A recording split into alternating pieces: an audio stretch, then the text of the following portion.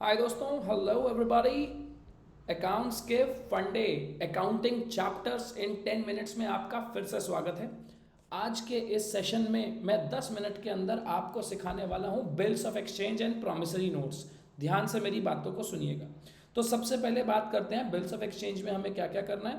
हमें इसकी रेलिवेंस करनी है, हमें इसका मीनिंग करना है, हमें इसकी बेसिक टर्म्स करनी है, अकोमोडेशन बिल करनी है, बुक्स ऑफ ड्रॉवर एंड ड्रॉई करनी है, बैड डेट्स करना है और मिसलेनियस चीज़ें करनी है। अगर आपने इतनी बातें मेरी 10 मिनट के अंदर सुन ली तो डेफिनेटली आपकी सारी बातें क्लियर हो जाएंगी। तो सबसे पहले बात करते हैं कि बिल्स ऑफ एक्सचेंज क्या होता है। बिल्स ऑफ एक्सचेंज एक नेगोशिएबल इंस्ट्रूमेंट होता है।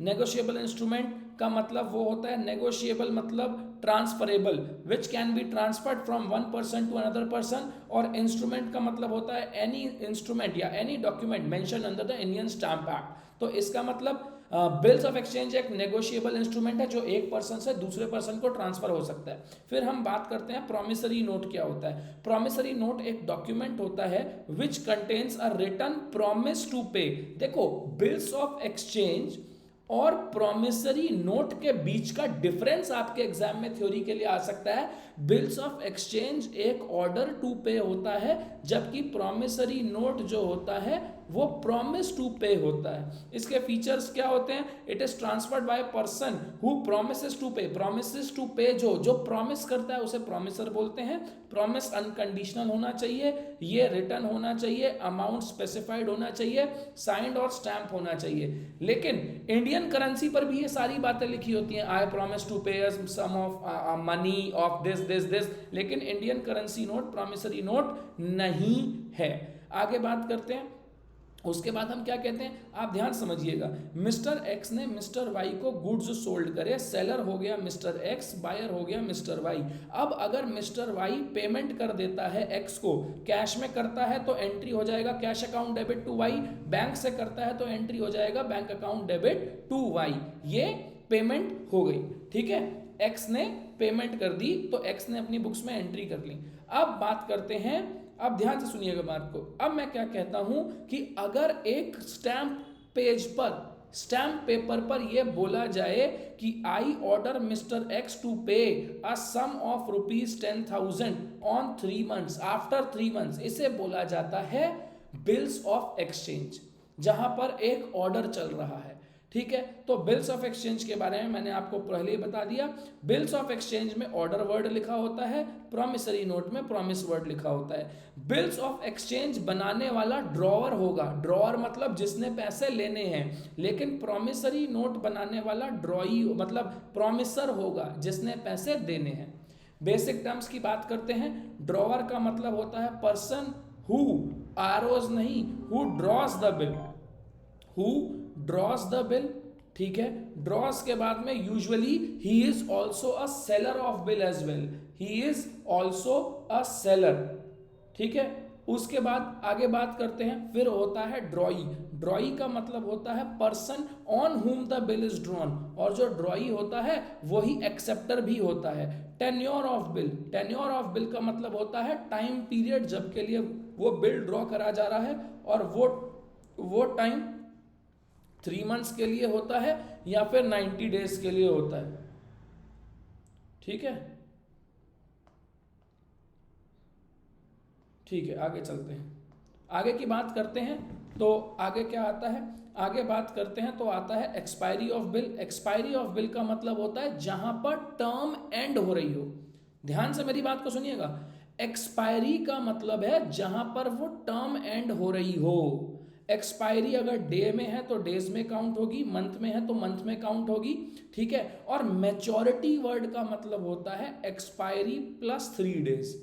दोनों में फर्क है, दोनों में फर्क है। मैंने बोला क्या, एक्सपायरी का मतलब होता है जहां पर बिल का टेन्योर खत्म हो रहा हो, और मैच्योरिटी का मतलब होता है एक्सपायरी प्लस 3 days। अब अगर मैच्योरिटी डे एक पब्लिक हॉलीडे है, पब्लिक हॉलीडे है या संडे है या ऑलरेडी डिक्लेयर्ड हॉलीडे है या लिस्ट ऑफ बैंक ने डिक्लेयर करा हुआ है तो 1 day बिफोर। लेकिन अगर एक इमरजेंसी हॉलीडे है तो 1 day आफ्टर मैच्योरिटी होगी। नॉर्मल बिल के अंदर जो टेन्योर चालू होता है वो डेट ऑफ ड्राइंग से चालू होता है, बिल आफ्टर डेट में जो टेन्योर होता है वो डेट ऑफ एक्सेप्टेंस से चालू होता है। तो ये बड़ी नॉर्मल बात है। उसके बाद मैंने क्या बात करी कि अगर मैंने आपको एक बिल सेल करा और एक बिल ड्रॉ करा, तो अब सेलर ड्रॉवर बन गया। अब एक्स ने ड्रॉ करा बिल वाई के ऊपर, अब नाउ ये जो बिल है ये drawn by X accepted by Y, इसका मतलब ये प्रूफ है कि एक्स को पैसा मिलेगा। अब एक्स के पास कौन कौन से ऑप्शन आते हैं? एक्स के पास पहला ऑप्शन आता है वो बिल अपने पास रिटेन करके रख ले। दूसरा ऑप्शन आता है वो बैंक से जाके डिस्काउंट करा दे।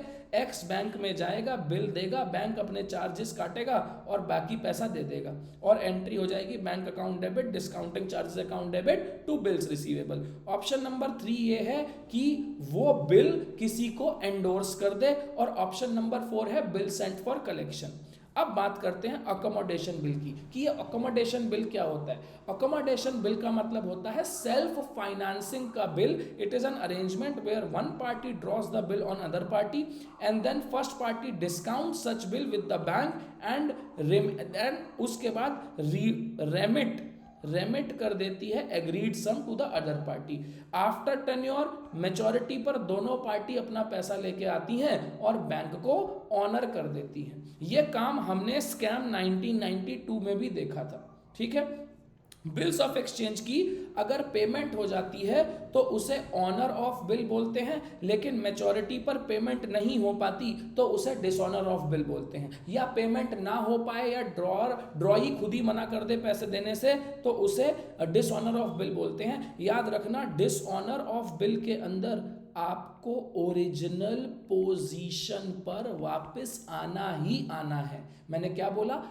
डिसऑनर पर ओरिजिनल पोजीशन पर वापस आना ही आना है। ओरिजिनल पोजीशन मतलब जो डेटर था वो वापस से डेटर बनेगा ही बनेगा, ठीक है।